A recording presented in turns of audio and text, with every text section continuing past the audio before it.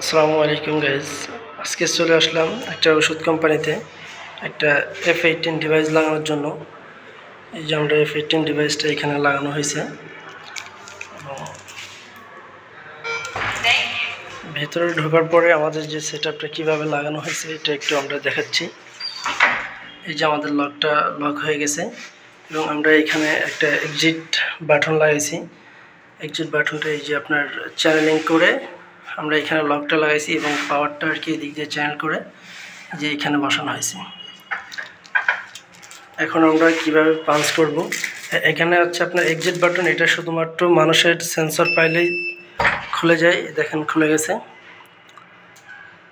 আবার এই যে লাগানো হলো। আবারও যদি আমরা এখানে শুধু হাতটা নিয়ে যাই বাস আমাদের এটা খুলে যাবে। এই হচ্ছে আজকে আমাদের লকের পুরো কাজটা। যদি আপনাদের কারো প্রয়োজন হয় আমাদের সাথে যোগাযোগ করতে পারেন সেটিংয়ের জন্য এবং লকের জন্য। আমরা অবশ্যই ভালো একটা সার্ভিস দেবো ইনশাল্লাহ আপনাদেরকে।